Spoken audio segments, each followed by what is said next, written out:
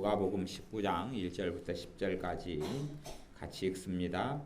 예수께서 여리고로 들어 지나가시더라. 삭개오라 이름하는 자가 있으니 세리장이요 또한 부자라.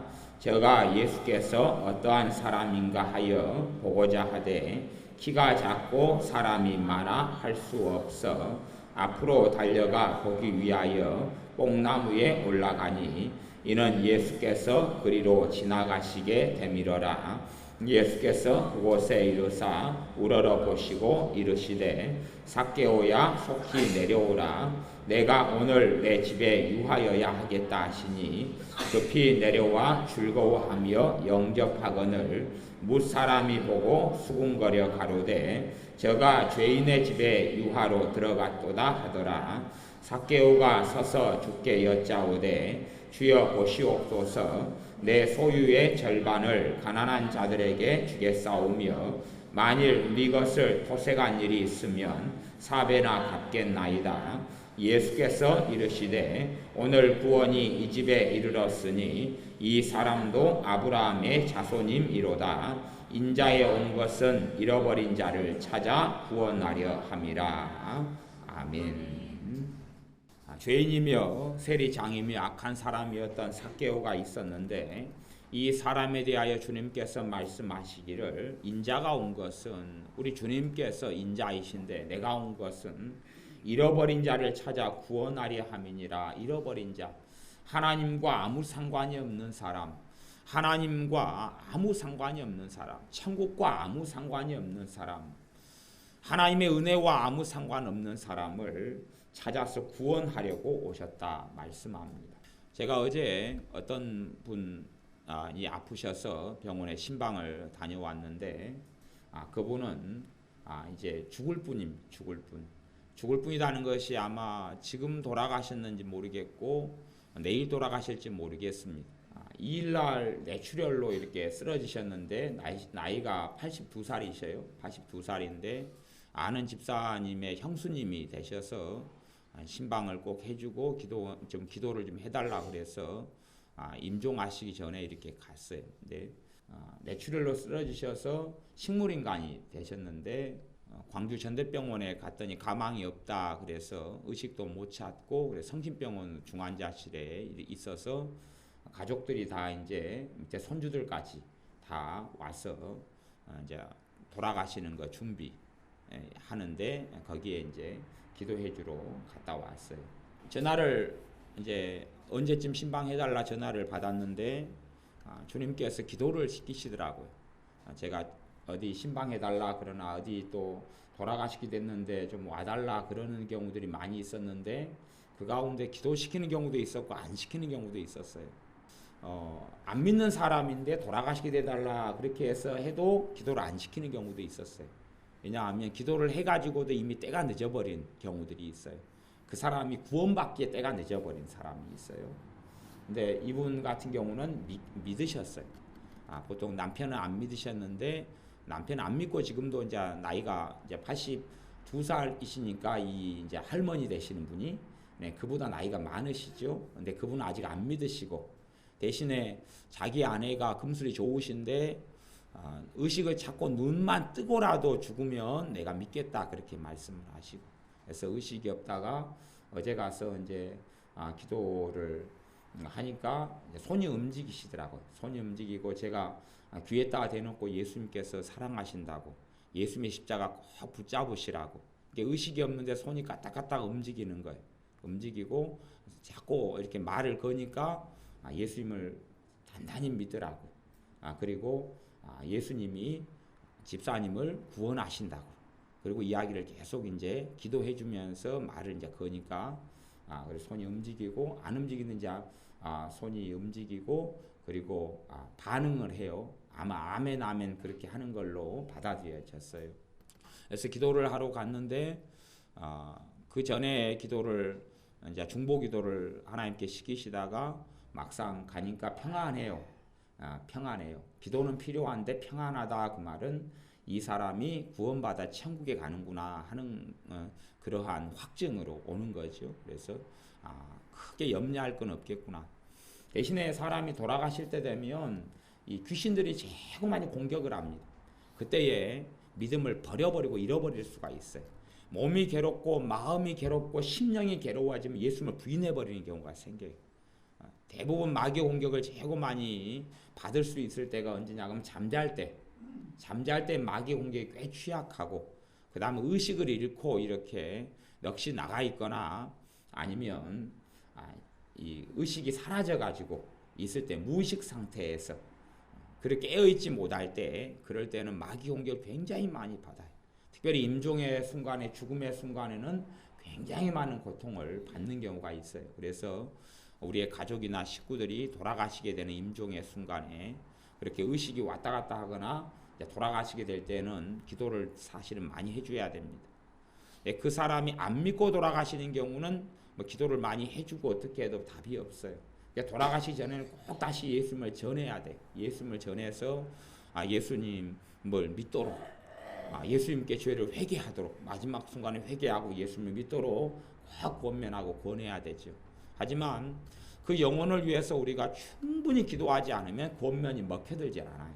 왜냐하면 우리가 권하는 말에 성령님께서 도와주셔야 돼. 도와주셔야지 훨씬 더 강하게 마음속에 와닿아서 그 사람의 마음을 열고 예수님을 주님으로 영접하고 인생과 삶을 주님 앞에 그 죄를 회개하면서 주님을 믿을 수 있기 때문에 그래요. 그래서 우리는 한 사람의 영혼을 위해서 꼭 기도해야 됩니다. 또한 우리가 지금 예수님을 믿고 있지만 우리의 믿음이 구원받는 믿음, 주님을 믿는 믿음을 내가 예수님을 믿을 때에 예수님을 내가 영접할 때에 구원 얻는 믿음 우리에게 주셔요. 구원 얻는 믿음을 내가 만들어내는 게 아니에요. 구원 얻는 믿음을 너희에게 주셨으니 그렇게 성경이 말씀하고 있어요. 내가 구원 얻는 믿음, 난 천국에 간다 하는 믿음을 내가 스스로 가지는 게 아니에요. 그건 스스로 가질 수가 없어요. 성령님을 통하여 하나님께서 주시는 거예요. 예수를 믿는 사람에게. 그런데 내가 주님에게서 멀어져 가면 그 믿음이 사라져 버려요. 왜? 주님과 관계가 무너져 가니까 사라져 버려요. 좋은 집을 지어놨을 때는 추위가 닥치고 비바람이 쳐도 우리는 안전할 거예요. 그러나 우리의 집이 무너져 버리면 비가 그대로 들치고 바람이 들치는 것처럼 우리가 주님을 신뢰하고 의지하는 우리의 믿음이 무너져 버리면 우리는 주님 앞에 바르게 설 수가 없습니다. 제가 사람들을 보면 신자인데 신자고 예수를 믿는 사람인데 세월이 흘러가고 시간이 흘러가면서 그 믿음을 잃어버린 사람들을 간혹 봐요. 그래놓고도 그 사람들은 아무런 의식이 없어요. 아무런 마음에 문제가 심각성을 느끼지 못해요. 그리고 심지어는 그분이 이제 돌아가시게 되는데 그 교회 목회자나 목사님도 그 사람은 당연히 교회를 오래 다녀서 장로님이시니까 오래 다녀서 권사님이시니까 집사님이시니까 천국에 가겠거니 생각하고 방치를 해줘버린 경우를 참 많이 봤어요. 방치해줘버려요. 사실은 마지막 유종의 미를 어떻게 거두느냐, 또 마지막에 권사님이라도 실제로는 종교적인 사람이 되어서 예수님을 부인해버린 경우들이 있어요. 그래서 실제로 권사님인데 불신자예요. 권사님인데 단지 불교 다니듯이 그냥 종교생활 한 사람이에요. 그 전에는 예수님을 바르게 믿었는데 시간이 흘러가면서 예수님께 떠나버렸어요. 물론 교회는 다니고 예배도 드리고 기도도 하는 신용을 합니다. 하지만 신자가 아닌 사람이 있어요. 장로님인데 그런 사람이 있어요. 장로님인데 실제로 신앙생활을 하면 예수님을 부인해버리는 사람이 있어요. 예수님을 부인하는 방법이 두 가지 방법이 있습니다. 하나는 직접 부인하는 것이에요. 예수님 안 믿겠다 그러고 떠나가는 방법이 있고, 또 하나는 행동으로 부인할 수 있어요. 행동으로 부인하면 예수님을 부인하는 것이라고 성경에 나와 있습니다. 행위로 부인할 수가 있어요. 하나님이 살아계시지만 하나님이 이용해서 거짓말을 해요. 그래서 장로님파, 목사님파 교회가 싸우고 다투고, 또 내가 교회 다니고 예수님을 믿으니까 내가 하는 사업은 하나님 복 주셔야 된다 그러면서 못된 사업을 해요. 장로님인데 못된 사업을 해요. 반은 사기고 반은 사실했다가 반은 사기 거짓말을 하는 사업을 해요. 또 어떤 분은 집사님인데 약장사를 하는데 약을 만드는데 3만 원이면 약을 다 만들어요. 한약을 3만 원이면 만드는데 그것을 얼마 주고 파냐면 50만 원 주고 팔아요. 그것도 교회에다가 자기 직원들을 둬가지고 자기가 교회 집사님들이나 성도님들 포섭해서 자기 직원으로 해가지고 그 약을 50만 원 주고 팔아오라 그래요. 직원들을 여러 명 만들어서. 그리고 50만 원 주고 팔아오면 그 가운데 25만 원은 그 사람 월급으로 주고 하나 팔면 25만 원 자기가 가지고. 그렇게 하는 사람들도 있어요. 그리고 목사님한테 자기 사업을 위해서 기도해달라 그래요. 잘 되게 해달라고. 그런 사람들은 전에는 신자였고 전에는 믿는 사람이었을지 모르나 그러나 전혀 이제는 신자가 아닙니다. 전혀 예수를 믿는 사람이라고 인정받지도 못하고 하나님께서 받아주지도 않습니다. 그렇게 되어져 버린 사람들이 있어요. 나중에는 마지막 가는 순간에 다시 회개하고 주님께 돌아올 기회가 있거든요. 우리의 믿음은 점점 자라거나 점점 떨어져 버리거나 아니면 연약한 촛불처럼 굉장히 위기 상황에서 촛불이 꺼질 둥 말둥 하는 그런 상황이 될 수도 있어요. 우리 주님께서 이 땅에 재림해 오시면 상황은 완전히 달라지겠지만 우리가 먼저 인생을 마치고 주님께 간다면 우리가 살아있는 교회, 교우들이, 형제들이 꼭 그 사람들이 영혼을 위해 기도해 줘야 돼. 또한 우리가 우리 주변에 있는 다른 교회 다니는 사람인데 어떤 사람이든지 간에 그 사람이 임종의 순간이 될 때에 그의 영혼을 위해서 꼭 기도해 주어야 됩니다. 저도 지금 그분의 신방을 갔다 온 다음에 계속 그 영혼을 위해서 기도하고 있어요. 왜냐하면 이제 언제 돌아가실지 모르는데 사람들이 다 모여 있거든. 모여 있고 이제 오늘이든 내일이든 인생을 다 마감해야 됩니다. 화려했던 인생을 다 마감해야 돼. 좋았던 인생도 다 마감해야 됩니다. 우리는 다 하나님께 다 가요. 지금은 살아서 숨을 쉬고 호흡기를 꽂아놓고 의식이 없고 누워있고 하지만 이제는 곧 한 줌의 채로 돌아가게 됩니다. 그것이 우리의 인생입니다. 하나님 앞에 섰을 때에 너가 정말로 나를 믿는 믿음을 가지고 있느냐? 라고 물으실 때에 정말로 우리 주 예수님은 나의 주님입니다. 예수님을 통하여 내가 구원받습니다. 예수님이 나의 죄를 위해서 우리 죄를 위해서 십자가에 죽으셨습니다. 라는 믿음이 우리 안에 반드시 있어야 됩니다. 누가복음 19장에 삭개오 이야기가 나오는데 이 삭개오가 부자고 그리고 세리장이었습니다. 세리장은 당시에 유대 나라를 로마에 팔아먹는 것 같은 로마의 앞잡이가 된 사람, 매국노지요. 일제시대 때 일본의 앞잡이가 되어서 한국 사람들 괴롭혔던 우리 민족을 괴롭혔던 사람하고 좀 비슷한 입장에 있는 사람입니다. 죄인이죠. 돈을 위해서 어떤 일이라도 했던 사람입니다.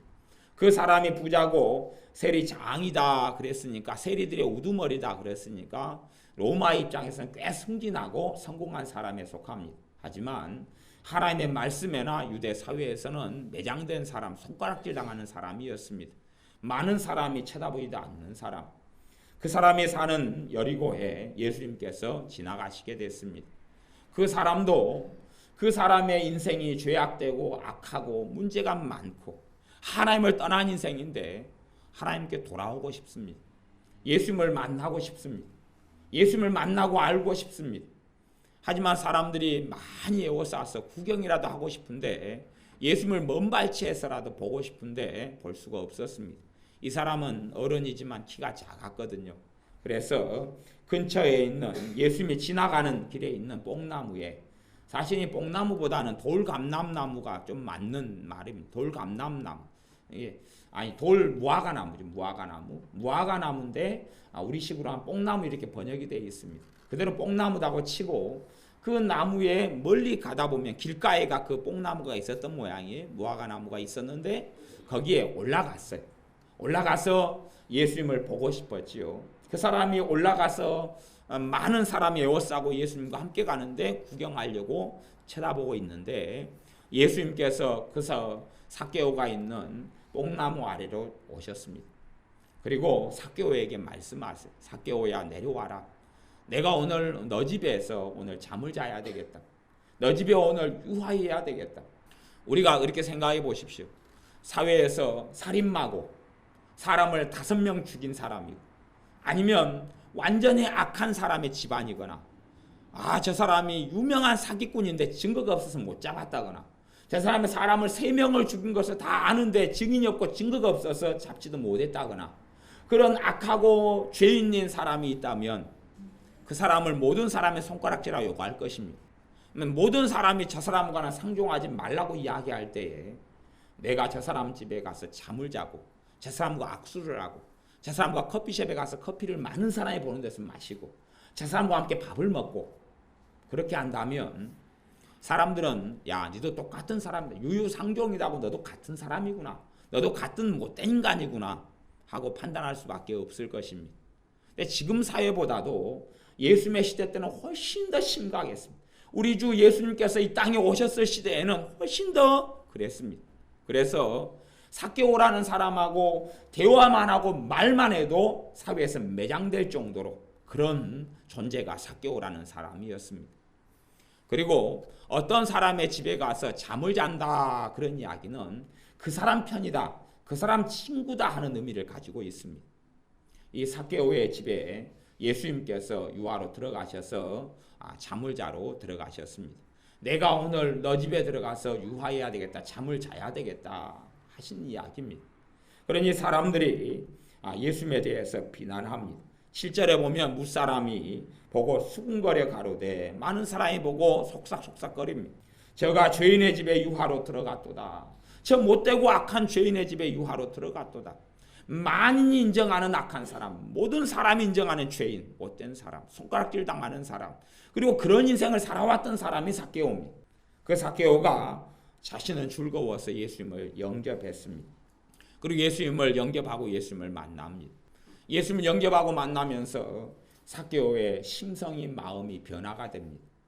삭개오의 마음이 변화가 됩니다. 손에 움켜쥐고 있던 것들을 내려놓기 시작합니다. 그 사람 인생의 최고 중요한 건 돈이었거든요. 돈이었어요. 돈을 위해서라면 나라도 팔아먹고 민족도 팔아먹고 하나님도 팔아먹었어요. 하나님도 팔아먹었어요. 돈을 위해서. 하지만 다시 돈을 내려놓았습니다. 왜냐하면 돈이 너무나 귀하고 중요한 것이지만 돈보다 귀하신 예수님을 만났기 때문에 그렇습니다. 돈을 내려놓았습니다. 그래서 이 사람이 그렇게 끔찍이 알던 돈에 있어서 19장 8절에 보면 삭개오가 서서 주께 여짜오되 주여 보시옵소서 내 소유의 절반을 가난한 자들에게 주겠사오며 만일 네 것을 토색한 일이 있으면 4배나 갚겠나이다. 남의 것을 빼앗고 토색하고 강탈했으면 또 도둑질하거나 그랬으면 거기에 율법대로 하면 5분의 1 정도를 더해서 돌려주는 것입니다. 20% 더해서 돌려주는 거예요. 100만 원을 그렇게 했으면 120만 원 돌려주는 건데 이 삭개오는 4배를 돌려주겠다 그런 것이. 100만 원을 그랬으면 400만 원을 갚겠다는 것입니다. 재산 절반을 다 줘버리고 재산을 전체를 다 주지 못하는 이유는 자기가 원치 많은 사람들의 것을 강탈했던 것이 많기 때문에 그걸 갚아야 되거든요. 그걸 갚아야 되니까 재산을 남겨뒀던 것이죠. 아마 이 일이 지나면 이 삭개오의 때 그 밤이 지난 다음에는 삭개오는 아마 거지가 돼서 남기가 쉽습니다. 다 줘버리고 나누어지고 빈손이 되고 말 것입니다. 하지만 주님 때문에 삭개오는 돈을 내려놓았습니다. 우리가 주님을 믿고 만나고 회개합니다. 회개하면 꼭 동반돼야 될 것이 같이 있습니다. 우리의 믿음이 내가 예수님을 나의 구주 나의 하나님 영접하고 죄인됨을 깨닫고 나면 구원 얻는 믿음을 우리에게 주세요. 근데 그 믿음이 굉장히 약할 수가 있어요. 약해요. 믿음을 좀 강하게 해주십시오. 내게 믿음이 강한 것만큼 말씀이 믿어지고 깨달아지고 알아지고 은혜를 받습니다. 근데 믿음이 굉장히 약한 사람들도 무척이나 많습니다. 왜 약하냐 하면 삭개오처럼 결단하지 않기 때문에 그렇습니다. 삭개오처럼 결단하지 않기 때문에 그렇습니다. 무슨 말이냐 그러면 내가 누구에게 잘못했어요. 내가 누구에게 큰 잘못을 저질렀어요.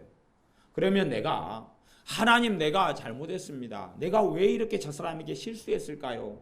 이제 보통 말실수 같은 거 말고요. 그냥 심각한 잘못을 했다고 쳐요. 또 그 사람하고 나하고 한 10년 동안 얼굴도 마주치지도 않고 보지도 않고 등을 돌리고 살아요. 저 사람이 나보다 잘못이 커요. 저 사람이 나보다 한 2배 정도 잘못이 많아요. 그 사건과 그 문제에 있어서. 하지만 우리가 그 문제를 처리하지 않고 그 문제를 가장 덮어버리면서 내가 그 사람을 정죄하고 비난만 하고 있어요.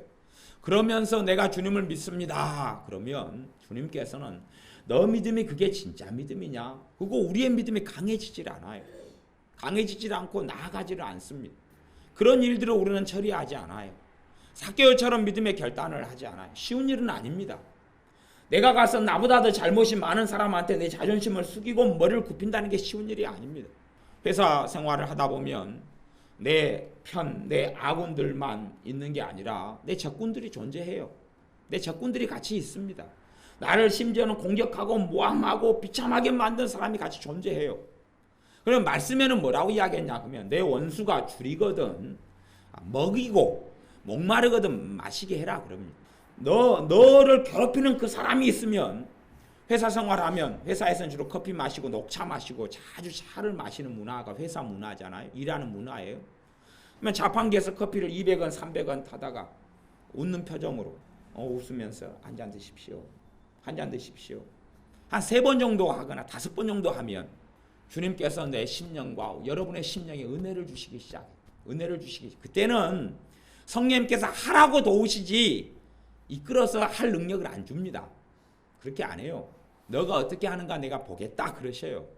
너가 어떻게 하는가 내가 보겠다 그러는 거예요. 근데 우리는 내가 해야 될 일도 성령님께 맡겨버리거나 하나님이 나를 알아서 끌고 가서 하게 해주세요. 아니면 그런 일을 안 해도 그냥 괜찮게 해주세요. 그렇게. 그래서 개신교의 신앙과 믿음 가운데 큰 오류와 착각과 문제 중에 하나가 뭐냐 그러면 내 머리 위에는 하나님밖에 없으니까 하나님하고 풀겠다는 거예요. 하나님하고만 해결하겠다는 거예요. 내가 죄를 지어도 사람한테 죄를 지어도 하나님한테만 회개하면 다 용서받는다는 착각이에요. 그렇게 되지 않습니다. 그런 어리석기 때문에 삶 속에 인생 속에 성령의 역사가 강하지 않고 성령 충만히 나타나지 않고 하나님을 기쁘시게 못하게 되는 것입니다. 우리가 해결하고 풀 일은 반드시 풀어야 됩니다. 그건 하나님이 대신해 주는 게 아닙니다. 주님이 대신하는 게 아니에요. 주님이 내 죄를 위해 십자가에 죽으셨지만 내가 삶 속에 주님의 은혜 속에 더 들어가려면 내가 내 원수들에 대해서 어떻게 행하는가 하는 것입니다. 내가 내 원수들에 있어서 어떻게 하는가 하는 것입니다. 1만 달란트 탕감받은 하나님의 아들 딸로서 내게 300데나리온 빚진 자에게 내가 어떻게 하느냐 하는 것입니다. 내가 그 사람에게 어떻게 반응하느냐 하는 것입니다. 삭개오가 네 걸 토색한 사람들에게 4배를 갚겠다 했을 때에 자기가 누구 걸 강탈했는지 알겠죠. 모든 사람을 알지는 못하지만 기억에가 어느 집 과부의 밭을 내가 세금을 못 내니까 밭을 저당 잡아가지고 가져와 버린 일이 있을 것이고 등등을 다 알고 있습니다. 부자들은 얼마나 자존심이 셉니까? 부자들은 남에게 고개 숙이지 않습니다. 로마의 이 세리장 정도 됐으면 모든 권력의 정점에 있는 사람 가운데 한 명입니다. 고개를 숙인다는 건 너무 어렵습니다. 우리같이 별볼이 없는 사람이 부자가 오거나 유명한 사람 오면 가서 고개 숙이는 건 쉬운 일입니다. 하지만 한국 사회에서 나이가 들어가실수록 고개 숙인다는 것은 자존심 상하는 것이 어려운 일이고 남자들은 훨씬 더 자존심이 강하기 때문에 내가 잘못을 인정한다는 것은 어려운 일입니다. 하지만 삭개오는 그 길을 선택했습니다. 누구 때문에요? 주님 때문에 선택했습니다. 주님 때문에 선택했어요. 주님 때문에 내가 토색한 사람들 찾아가서 내가 저 사람 밭 한마지기 내가 강탈했으면 네마지기 4배니까 네마지기든 그 한마지기에 네마지기를 보태서 5마지기였는지는 모르겠어요. 4배를 갚겠다 그랬으니까 원금 빼고 4배였는지 합쳐서 4배였는지까지 제가 잘 모르겠어요. 근데 5분의 1을 더하라 그랬으니까 아마 5배였을 가능성이 있어요. 4배를 더 주는 거죠. 그랬을 수 있어요. 원금의 이자격으로 4배를 더 줬을 수도 있어요. 어떤 상황인지 모르겠지만 최소한 4배나 5배지요. 우리식으로 따지면 가서 한마지기를 내가 빼앗았으면 여기 네마지기가 여기 있습니다. 내가 정말로 잘못했습니다. 내가 당신의 걸 강탈했는데 여기 네마지기가 여기 있습니다. 받으소서. 그리고 나를 제발 용서해 주시오. 그렇게 삭개오가 이제 하고 살았지. 그렇게 해서 해결했어. 자존심이 얼마나 상하겠습니까? 하지만 그것이 예수를 믿는 믿음입니다. 그것이 예수를 믿는 진짜 믿음입니다. 그 과정을 거칠 때에 우리의 믿음이 탄탄해지고 굳어지며 성령의 큰 은혜가 나타나는 것입니다. 우리의 믿음을 확증하는 거기 때문에 그렇습니다. 너희의 믿음을 내게 보이라 하나님이 그랬거든요. 우리의 믿음을 어떻게 보입니까? 우리의 행동으로 보일 수밖에 없습니다. 우리의 말로 보일 수밖에 없습니다. 우리의 마음으로 보일 수밖에 없습니다. 다른 사람이 절망할 때 예수님을 믿는 믿음으로 내가 예수님께서 나를 도와주실 것이면 내가 절망하지 아니하리라. 그것은 이제 다른 사람이 볼 수 없는 마음의 생각이니까. 그건 하나님이 보고 계셔서 그것도 보이는 것이지. 하나님은 중심을 보시니까. 혼잣말을 하나님은 들으십니다. 많은 사람들이 수군거리고 속으로 말하는 것도 예수님께서 속 생각을 보시면서 너희들이 왜 그렇게 약한 생각을 하느냐, 너희들이 왜 마음속에 그 살인하고 미워하는 마음을 품고 있느냐라고 예수님이 말씀하신 것이 사복음서에 여러 차례가 있습니다. 그것처럼 우리의 생각을 보십니다. 우리의 말을 들으셔요. 하나님 말씀에 너희 입에서 나온 말대로 내가 해주겠다 그랬습니다. 하나님께서 너희 입에서 나온 말대로 해주겠다. 사람들은 주님을 믿으면서도 못 살겠다, 정말 불행하다, 정말 비참하다, 내가 왜 이런 삶을 사는지 모르겠다, 나는 왜 이리 불행할까. 그러면 사람들의 임종을 지켜보고 장례를 많이 치르면서 진짜 복된 사람이 누구냐? 예수님 믿는 사람입니다. 진짜 복된 사람이 예수님을 알고 인생을 마치는 사람입니다. 예수님에 대해서 듣고 예수님을 받아들이고 예배드리다가 찬양하다가 가는 사람이구나. 마지막에 임종 때 가서 기도해주면 의식이 있어서 아멘 아멘, 그리고 눈에 눈물을 흘리는 사람. 야, 정말 성공했구나, 이분은 성공한 사람이구나. 마지막에 돌아가시는 할머니가 예수님을 전하고 다시 이야기하니까 아멘 아멘 그러고, 예수님께서 할머니 왜 죽으셨지요? 아멘 아멘 그래요. 그리고 눈물 흘리고 돌아가시. 야, 정말로 아름답게 인생을 마감했구나. 저분이 어떤 인생을 살면서 비참하게 살았는지, 죄를 지었는지, 상처가 얼마나 많은지, 가진 것이 얼마나 있었는지 없었는지, 아파트가 있는지 없는지, 아니면 나머지 새빵살이 했는지 안 했는지 모르겠지만, 신발에 구두가 얼마나 더 많이 쌓였는지 적게 쌓였는지 모르겠지만, 그러나 정말로 복받은 인생이구나. 정말 복받은 사람은 어떤 사람입니까?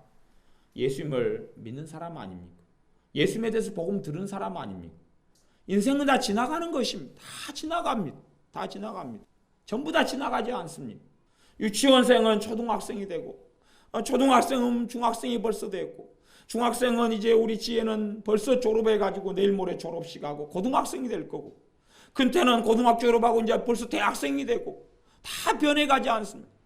얼마 전에 일 같은 것이 다 스쳐 지나가는 것처럼 다 사라져갔지 않습니까? 젊은 시절이 손살같이 지나갔지 않습니까?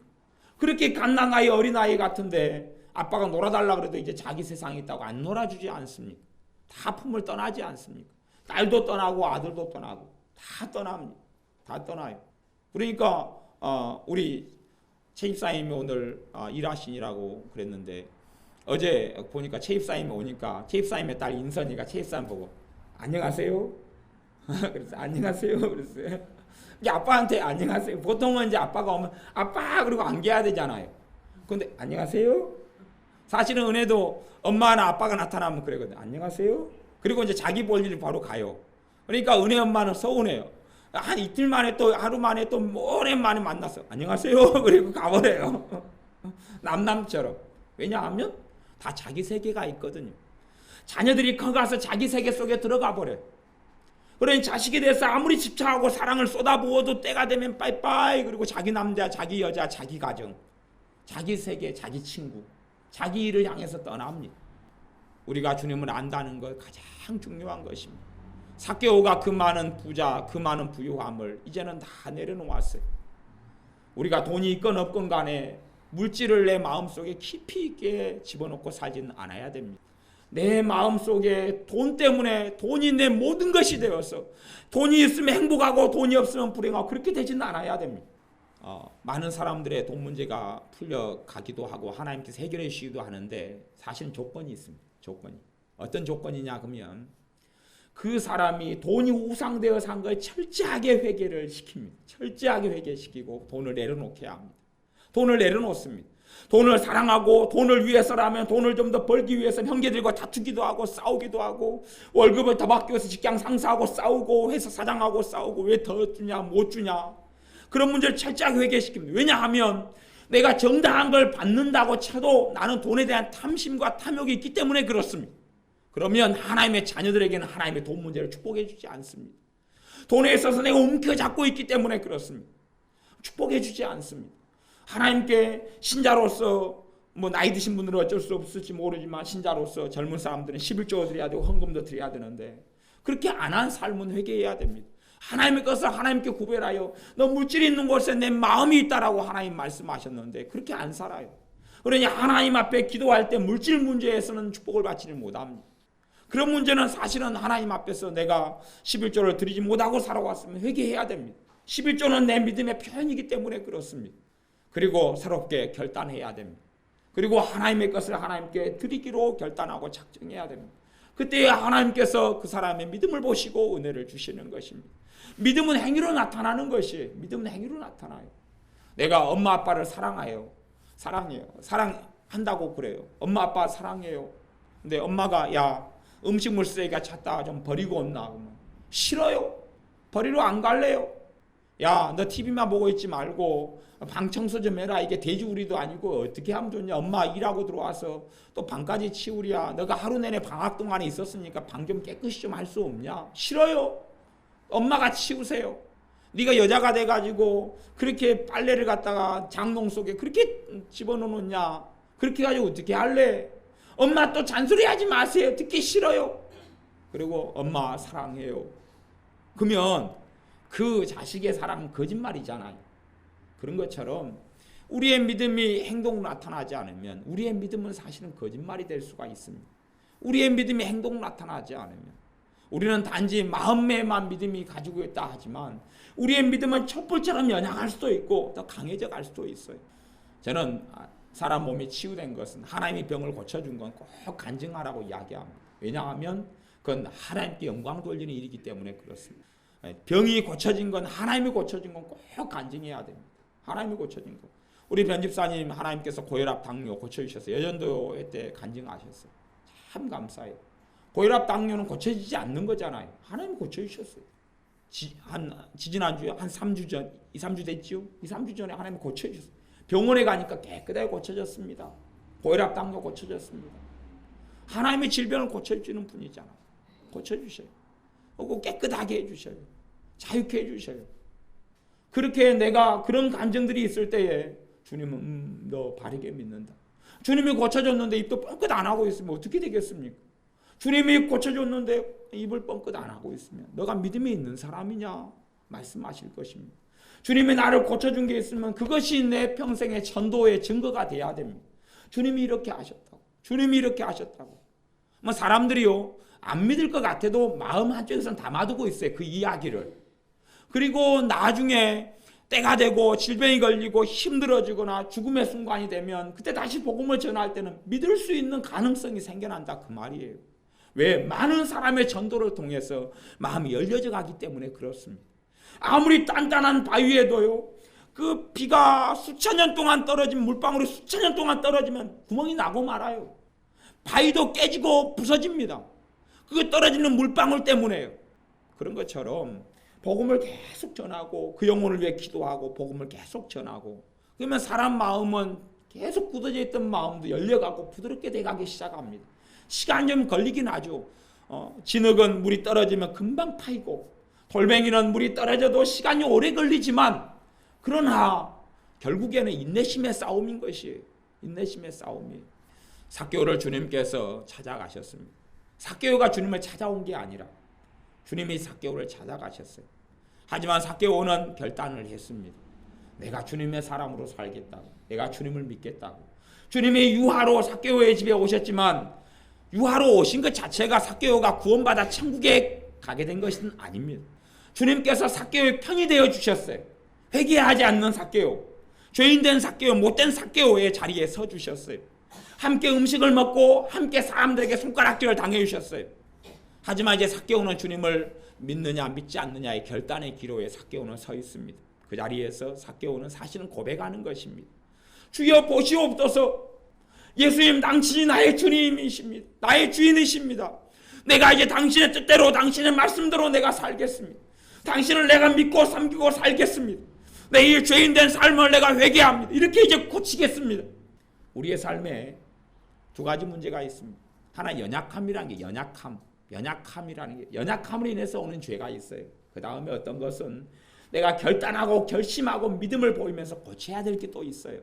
연약한 것은 계속 넘어지는 걸 이야기해요.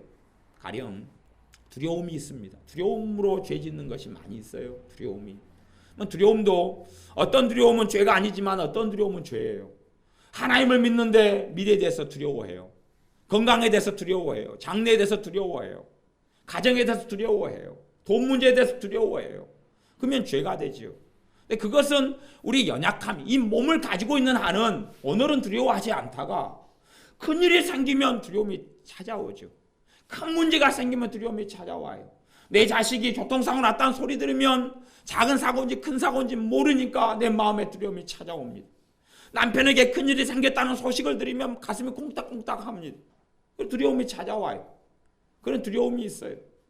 그것은 때가 되면 또 한 번씩 찾아와요. 이건 연약함에서 오는 거죠. 근심이 불신앙의 죄입니다. 하나님을 믿지 않는 죄가 이 근심이에요. 근심이 많은 사람은 믿음이 점점 약해져 가요. 근심이 많다는 것은 이 문제에 있어서는 하나님을 내가 믿기 어렵습니다. 이 문제는 하나님이 도와주기 어렵습니다. 하나님을 그 문제는 믿을 수 없으니까 걱정을 많이 하게 됩니다. 자식에 대해서 내가 기도하기보다 자식에 대해서 근심을 많이 하는 사람은 하나님, 내 자식들은 내가 알아서 할 테니까 하나님 가만 계세요 그러는 거거든요. 대신에 자식을 위해서 근심하기보다 자식을 위해 기도하는 사람은 하나님, 내 자식을 하나님이 도와주실 줄 믿습니다 그러는 것이거든요. 그래서 우리가 남편을 위해서 근심을 많이 해요. 그러면 남편을 위해서 하는 기도가 응답이 될까요? 안 될까요? 응답이 안 됩니다. 왜? 남편에 대해서 하나님이 도와주시고 하나님 응답이실 거라는 데에서 내가 불신앙이거든. 안 믿거든요. 안 믿어. 안 믿으니까 남편에 대해서 근심을 많이 해요. 가정에 대해서 근심을 많이 해요. 가정이 평안하지 않습니다. 왜? 가정을 하나님께서 도와주지 않기 때문에. 자녀를 위해서 근심을 많이 해요. 돈에 대해서 염려를 많이 해요. 그러면 돈 문제에 있어서 하나님 풀어주시는 것을 체험하기 어렵습니다. 왜냐하면 돈 문제에 대해서 걱정을 많이 한다는 것은 돈에 있어서 하나님이 관여 안 해주실 거다는 걸 내가 알고 있다 그런 이야기 아닙니까? 알고 있으니까 하나님이 일 안 하시고 내가 일해야 되잖아요. 그러니까 내가 염려하고 고민하고 걱정하고. 근심이라는 것, 염려라는 건 불신앙의 죄입니다.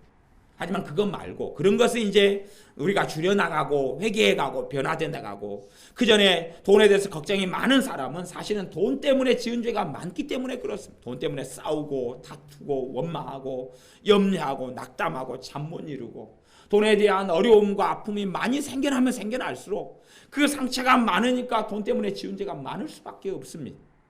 그런 것은 믿음이 자라가면서 또 주님을 알아가면서 은혜를 받으면서 점점 더 고쳐나가야 될 부분에 속하기도 할 것입니다.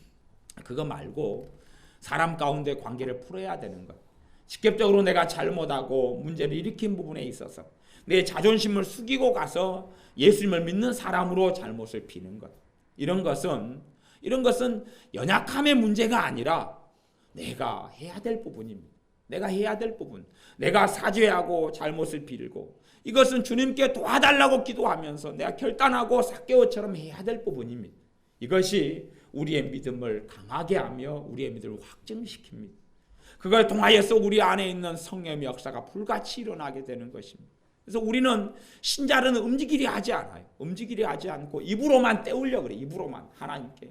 하나님 내가 입으로만 때우겠습니다. 그래도 하나님 받아주시지요. 하지만 그렇게 되지 않고 삭개오처럼 믿음의 결단들이 우리에게 필요한 것들이 많이 있습니다. 믿음의 결단이 필요한 게 많이 있습니다. 주님께서 19장 9절에 예수께서 이르시되 오늘 구원이 이 집에 이르렀으니 우리 주 예수님께서 구원이 이 집에 이르렀다.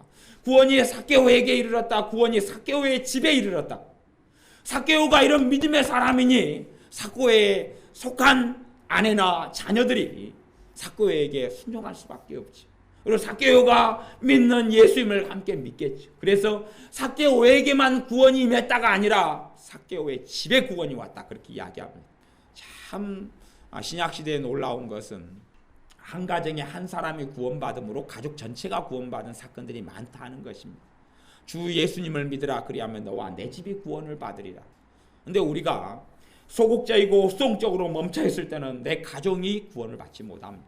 고넬료도 그랬습니다. 고넬료도 주님의 사람 베드로 사도를 청해와서 말씀을 듣게 되니까 자기 가족들을 다 모아놨고 친척까지 다 모아놨습니다. 하나님 말씀을 들어야 된다 들으라 그러고 다 모아놨습니다. 그 정도 되니까 가족까지 다 구원을 받는 것입니다. 그런데 따로 그냥 별개로 다 이렇게 흩어져 버린 경우는 그리고 하나님 기도만 하겠습니다 그런 경우는 사실은 가족까지 다 구원받기는 너무나 어렵습니다. 여러분의 삶 속에 예수를 믿고 섬기고 믿는다는 것 너무나 중요하고 소중하고 주님은 잃어버린 자, 죄인을 구원하러 오셨기 때문에 내가 죄인임을 자각하고 깨달으면서 내 죄를 예수님께 넘겨드리고 나를 구원하시고 나를 용서하시는 주님을 믿는 사람, 그 믿음을 단단히 붙잡는 사람이 되십시오. 나이가 들어가실수록 예수님을 더 붙잡고 더 의지하셔야 됩니다. 그래야지 믿음을 유지할 수 있습니다. 믿음을 지킬 수 있습니다. 예수님만이 나의 생명, 예수님만이 나의 구원, 예수님만이 나의 반석, 예수님이 나의 능력. 나이가 드실수록, 나이가 드시면 지팡이 없이는 못 움직일 때도 많지 않습니까? 지팡이보다 내 의지는 예수님이십니다. 내가 비록 이 지팡이를 짚고 살지만 예수님이 나의 지팡이보다 중요한 분이십니다. 고백하십시오. 입으로 시인하고 인정하십시오. 입으로 말할 때에 여러분의 마음속에 성령님이 역사하기 시작합니다. 입으로 시인하고 고백할 때에 성령님께서 마음을 뜨겁게 하십니다. 예수님은 나의 힘이십니다. 예수님이 나를 구원하시는 분이십니다. 예수님이 나의 능력이십니다. 예수님이 나의 생명입니다. 예수님이 나의 행복입니다. 예수님이 나의 평안입니다. 예수님이 나의 거룩함입니다. 예수님이 나의 지혜이십니다. 예수님이 나의 건강입니다. 예수님이 나의 복입니다. 예수님이 나의 축복입니다. 예수님이 나의 생명입니다. 고백하는 사람, 그 사람들에게 성령님께서 믿음으로 뜨겁게 해주실 것이고 삶을 잔잔하게 하시며 평안하게 해주실 것입니다. 주님 앞에 다 가야 될 날, 서야 될 날 있는데 기쁨으로 주님께 나아가게 되실 것입니다. 삶 속의 어려움들 가지고 울지 말고 낭망하지 말고 예수님 의지하십시오. 예수님을 더 붙드십시오. 더 붙드십시오. 예수님은 여러분을 실망시키지 않을 것입니다. 예수님을 붙잡고 예수님을 신뢰하십시오. 예수님이 여러분을 버리지 않을 것입니다. 예수님을 의지하십시오. 예수님을 사모하십시오. 예수님을 바라보고 원하십시오. 예수님을 간절히 원하십시오. 예수님이 최고 중요합니다. 우리 주 예수님이 이 땅에서 최고 중요합니다. 예수님 사모하고 예수님 사랑하고 예수님 원하고, 그리고 우리 주 예수님께서 여러분의 삶 속에 주시는 은혜들을 가득히 누리다가 주님 만나시기를 바랍니다. 기도하겠습니다. 우리를 구원하시는 주님께 감사를 드립니다. 우리의 억만가지 죄악을 위해 십자가에 죽어주시니 감사를 드립니다. 그러나 우리의 믿음을 보이라 하실 때에 우리가 행함으로 믿음을 보이지 못하는 어리석은 자들의 자리에 많이 있었습니다. 우리가 결단할 건 결단하고 고칠 건 고치고 행할 건 행하게 하시고 우리 연약함은 날마다 주님께 의지하고 도움받아서 조금씩이라도 변화돼가는 그러한 믿음의 자녀로 살게 하여 주옵소서. 어려움 중에라도 나를 도우실 줄 믿나이다. 나를 새롭게 하실 줄 믿나이다. 나의 능력이 우리 주 예수님이십니다. 주님께서 우리의 힘이시고 우리의 구원의 반석이십니다. 주님 때문에 우리가 구원받습니다. 주님 때문에 우리가 자유케 됩니다. 주님 때문에 우리가 새롭게 됩니다. 주님께서 우리 인생을 새롭게 하심을 믿습니다. 주님께서 우리의 자녀들을 도우심을 믿습니다. 주님께서 우리의 가정을 은혜 주시며 새롭게 하심을 믿습니다. 예수님의 이름으로 기도하옵나이다. 아멘.